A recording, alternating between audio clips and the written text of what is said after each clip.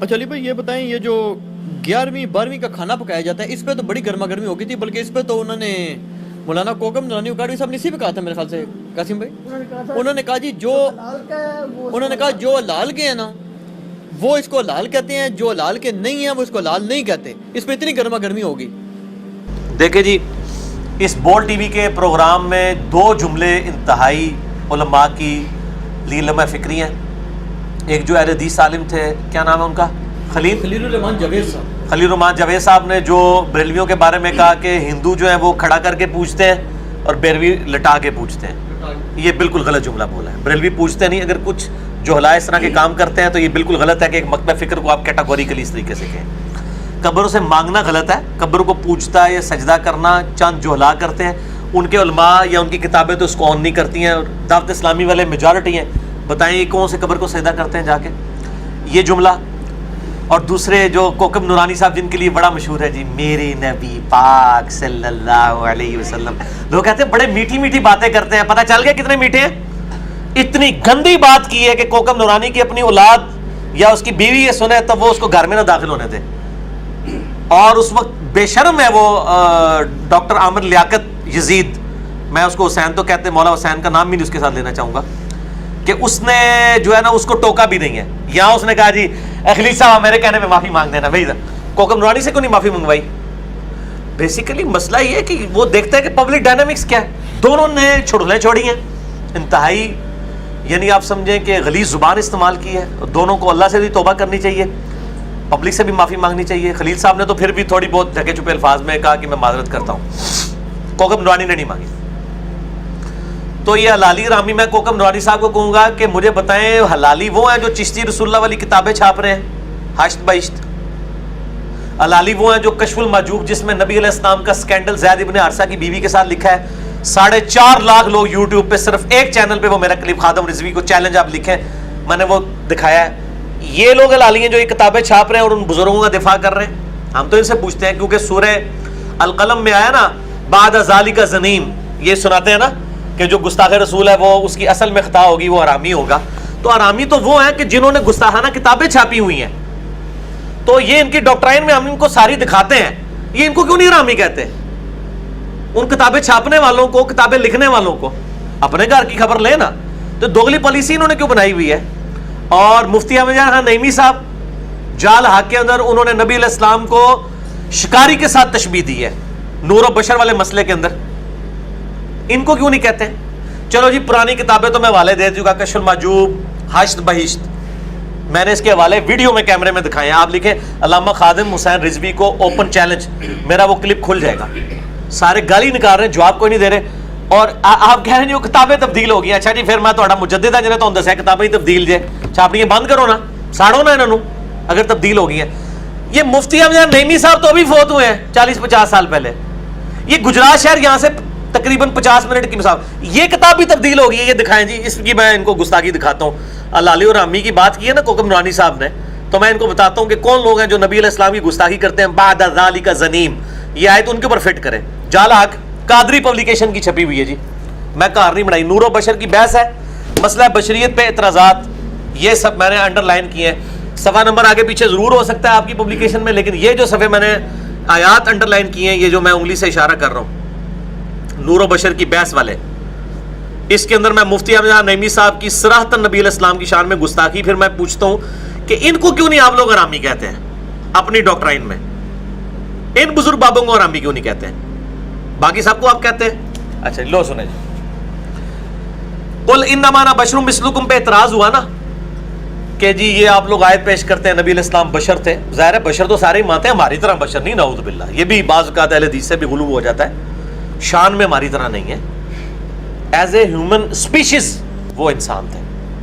اس کا جواب دیتے وہ کہتے ہیں کہ قرآن میں جو آیت ہے نا کہ نبی تم فرما دو کہ میں تم جیسا بشر ہوں، وہ کہتے ہیں کہ دیکھیں، اور اللہ کی طرف سے خود وغالت کر رہے ہیں، اللہ تعالیٰ فرماتا ہے کہ اللہ کہتا ہے دیکھیں اے محبوب ہم تو آپ کو نہیں کہیں گے کہ آپ بشر ہیں، آپ خود ہی کہہ دیجئے، ہم تو کہیں گے وما ارسلناک الا رحمۃ للعالمین، ہم تو آپ کی شانیں بلند کریں گے، دیکھیں ہم آپ کو بشر نہیں کہنے کے، یعنی مراد یہ کہ گستاخی ہے یہ، تو آپ خود ہی اپنی زبان سے کہہ دیجئے۔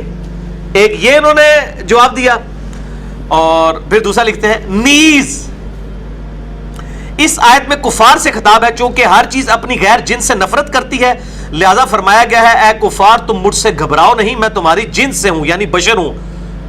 شکاری جانوروں کی سی آواز نکال کر شکار کرتا ہے، کہتے ہیں جیسے شکار جو ہے نا، شکاری وہ جانور تتر بٹیر کی آواز نکال کے شکاری شکار کرتا ہے نا، تتر کا اور بٹیر کا، اس طرح نبی صلی اللہ علیہ وسلم نے چونکہ کافروں کا شکار کرنا تھا تو آپ نے آواز ان جیسی نکالی، میں بھی تمہاری طرح کا انسان ہوں۔ استغفر اللہ، لعنت اللہ علی الکاذبین۔ نہیں اس میں علی بھائی ویسے اسے دیکھیں، نہیں کیا دیکھیں، نکلی بات؟ اس سے کفار کو اپنی طرف مائل کروانا مقصود ہے۔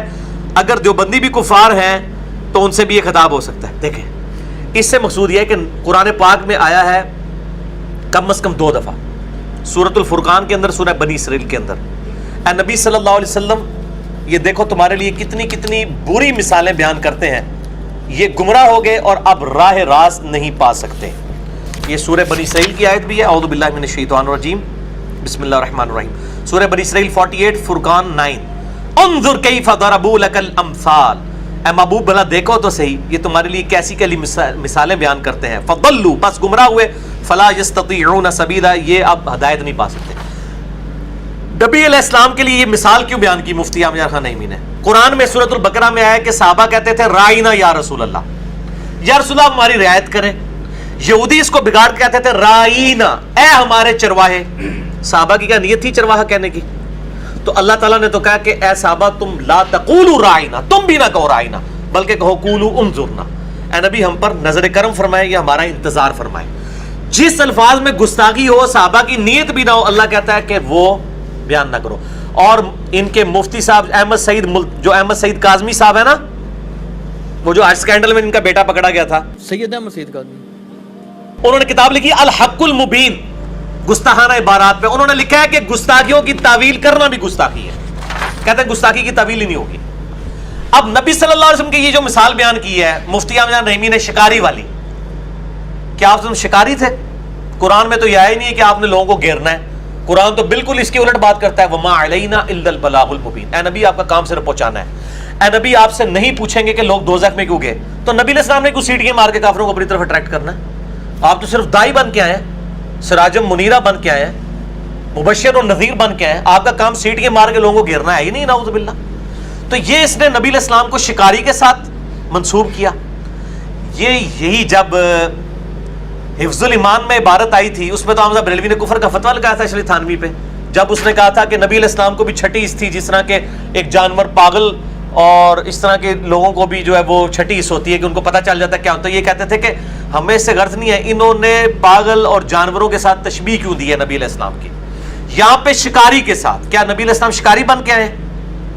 قرآن میں کہیں آیا کہ اے نبی تم شکار کرنے والا بنا کے بھیجا، انا ارسلناک شاہدا ومبشرا ونذیرا وداعیا الی اللہ باذنہ وسراجا منیرا۔ آپ تو ایسے آفتاب ہیں جو لوگوں کو چمکا دیتے ہیں، آپ کا کام صرف دعوت دینا ہے، آپ لوگوں کو گھیرنے کے لیے تو آئے نہیں ہیں، صرف دعوت دینے ہیں۔ انا ہدیناہ السبیل اما شاکرا و اما کفورا، جس کی مرضی وہ قبول کرے، جس کی مرضی نہ قبول کرے۔ تو میں کوکب نورانی صاحب، میرے نبی پاک آپ بار بار کہتے ہیں، میں کہتا ہوں میرے کوکب نورانی صاحب ان کو کیوں نہیں آپ حرامی کہتے ہیں؟ اپنے بزرگوں کو جنہوں نے یہ گستاخیاں کی ہیں، یہ حلالی ہیں، ان کو حرامی کہیں تو یہ زندہ سلامت نہیں جا سکتے۔ میں نہیں کہہ رہا، میرا تو فتویٰ ہی نہیں ہے، میں کہتا ہوں یہ حلالی حرامی کا فیصلہ اللہ نے کرنا ہے۔ اللہ حلال دے بھی حرام دا نکل سکتا ہے تو حرام دے بھی حلال دا نکل سکتا ہے، ٹھیک ہے۔ انبیاء کے بیٹے حلال کے ہی ہوتے تھے، کافر تھے۔ نوح علیہ السلام کا بیٹا کافر تھا، ہے حلال کا تھا لیکن کافر ہے، قرآن میں ہے، ٹھیک ہے نا۔ حلال حرام نہ پڑھو، اے دیکھو۔ اور یہ دکھائیں جی، میں نے یہ پوسٹ مارٹم جو کیا ہے ان بزرگوں کا، سارا بریلوی دیوبندی اہل حدیث ساروں کے بزرگوں کی باتیں، اندھا دھن پیروی کا انجام۔ اس پہ میرا مسئلہ نمبر 71B ہے، لاکھوں لوگوں تک کلپس پہنچ چکے ہیں۔ انڈیا اور پاکستان کے بزرگوں کی 19 گستاخانہ عبارات کا تحقیقی جائزہ، اس میں نے ساری گستاخیاں بزرگوں کی نقل کی ہیں۔ یہ مفتی یہاں نعیمی صاحب کی بھی، اشرف تھانوی صاحب کی بھی، حمزہ بریلوی صاحب کی بھی، قاسم ننوتوی صاحب کی بھی، یار میں ان کو صاحب بھی کہتا ہوں۔ اور ساروں ناموں میں دیکھیں مولانا صاحب لکھتا ہے، اور کہ میں کنی عزت کرا، خود تے شیطانی لشکر کہندے نے جناب، اے اسام الرحمن جنہاں نے لکھا ہے جو ہے وہ شیطانی لشکر، اس کو کہا کہ وہابیہ شیطانیہ فرقہ، تو آپ نے دکھایا ہے۔ اور المحند میں خلیل احمد سہارنپوری صاحب بریلویوں کہتے ہیں یہ شیطانی لشکر ہے جو ہم پہ حملہ ور ہو گیا۔ اسی تے شیطان نہیں، اسی تے مولانا صاحب کہہ کے پکارے، اور کی عزت کریے۔ ਹੋ ਟੁਰ ਗਿਓ ਸਾਨੂੰ ਕੱਲਿਆਂ ਛੱਡ ਕੇ, ਦੱਸ ਕਿਵੇਂ ਦਿਲ ਪਰਚਾਈਏ।